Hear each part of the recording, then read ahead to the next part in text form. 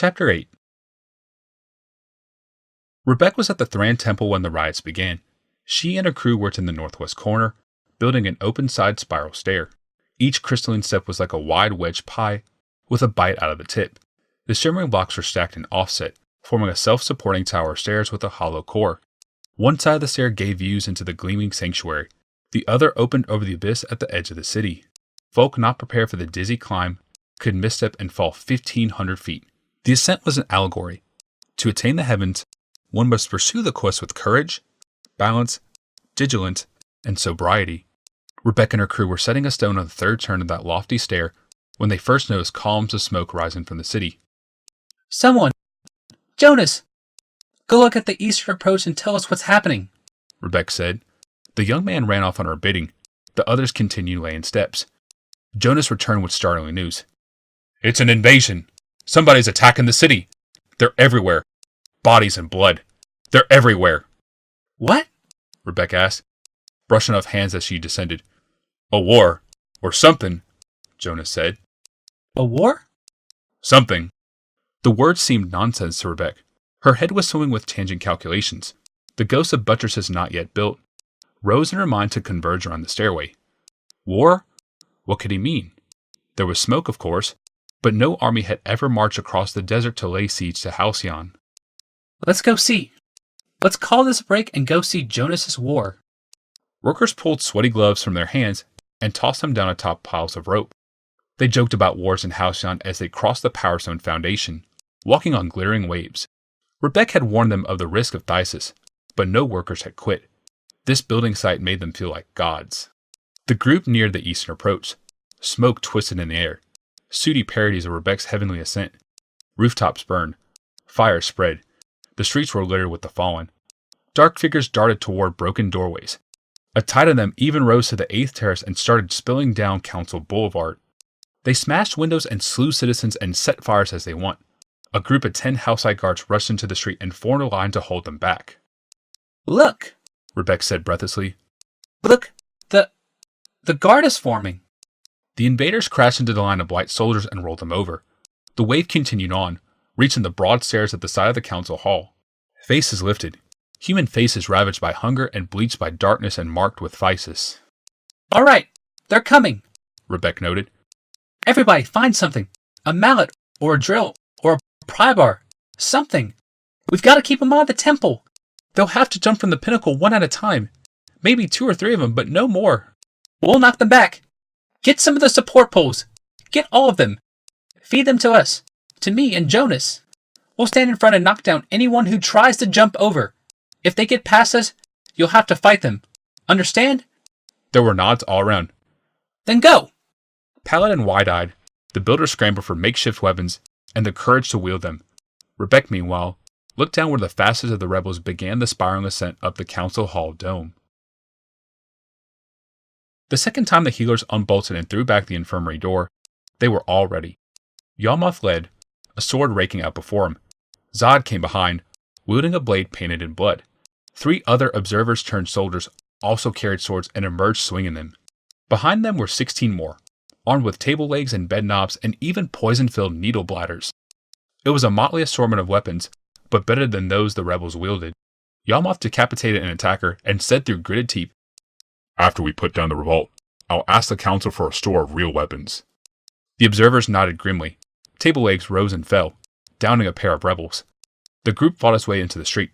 Behind them, Glaceon's guard barred the door. Zod's blade tasted blood again. He rammed it into the belly of a gap-toothed untouchable. The blade tore through emaciated guts and onto the man's back. He toppled to the cobbles. Zod yanked on his sword to free it.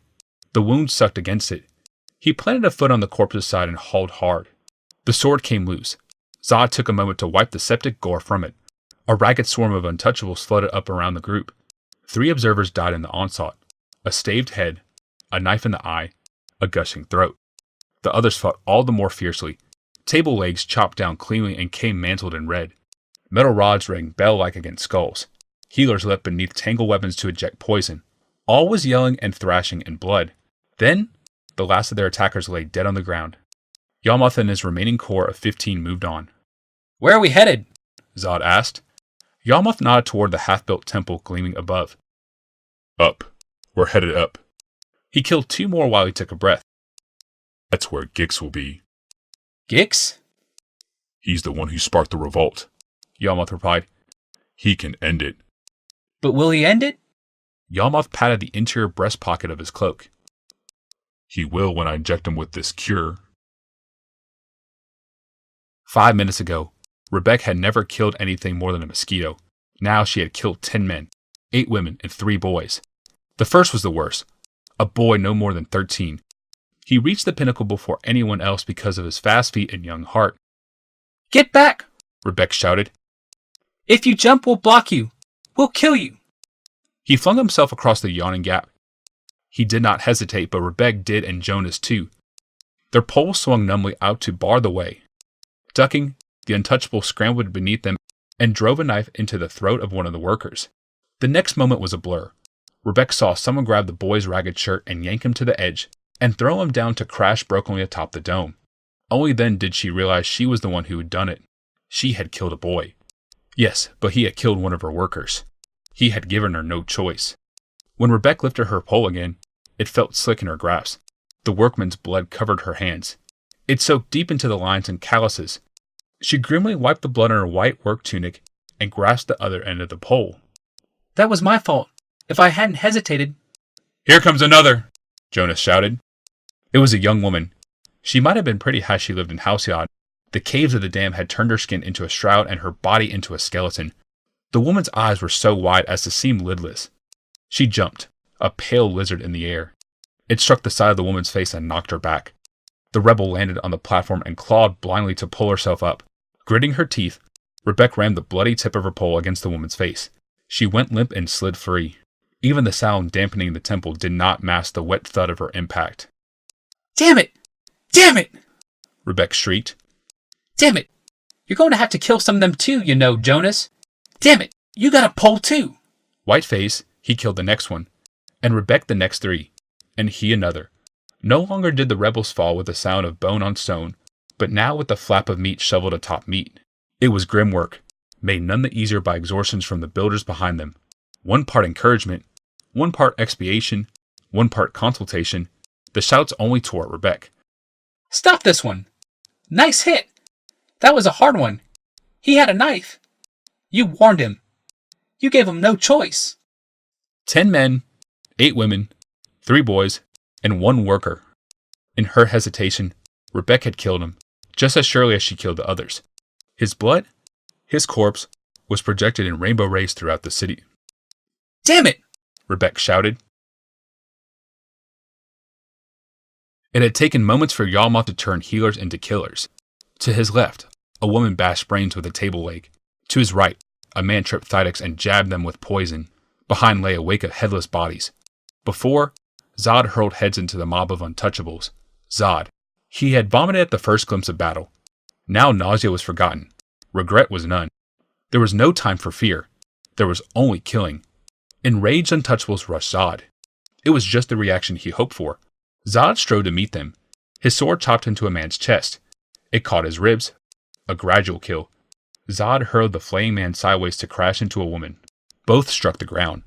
Wrenching his sword free, Zod strode across their backs to his next kills. Some fell bloodlessly.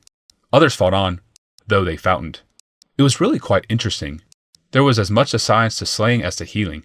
Rigorous science. Practical. And fun. Zod had no shortage of subjects. He and the band was surrounded by Thydex. Each died differently. I can use this one, Yawmoth thought. He'll become something even more deadly. Though Zod was having fun, this fight brought Yawmoth no closer to the Thran temple. That's where the real battle would be. He glimpsed an untended sedan chair. He signaled to Zod to his side. As eager as a dog, called to the hunt, Zod bounded to warn him. I knew I would find you here. The best way to get back at the 2 men I hate the most is to kill you. Gix? Rebecca gasped, staring dumbfounded at the man. The Thydex rebel stood at the pinnacle of the council hall, just beyond the reach of Rebecca's staff. Glaceon said you threatened this, but no one believed. Bastard though he is! Your husband is the only one who sees the truth, Gix said. Except for me. He jumped toward the temple. Rebecca was slow with her pole. Jonas flung out his. Gix was expecting it. He had watched the others fall. He had learned Rebecca's strategy. Ducking his head to one side, Gix grabbed the pole and pulled himself up to land on the temple threshold. Jonas let go of the pole to avoid being pulled over the edge. Too late. Gix had solid footing. He whirled, bashing Rebecca's staff and smashing her fingers. She dropped the weapon. Spinning, Gix struck Jonas in the back. The young man arched and howled. Gix hit him again. Setting his feet, he flung the young man from the temple. Jonas fell as the Untouchables had fallen. He died as they had died. The workers surged in, but Gix was too quick. He knocked one man unconscious, stole the feet from a woman, and drove the others back with quick jabs of the staff. He was quick in other ways too. Behind him, Untouchables lowered a stout wooden door across the gaps between Pinnacle and Temple. They flooded up the makeshift bridge. Rebecca had no pole to fling the door away, and Gix struck her thrice with Jonas's staff. He retreated among the others. Across the bridge they came. 3, 7, 11, 18. More than they had killed so far.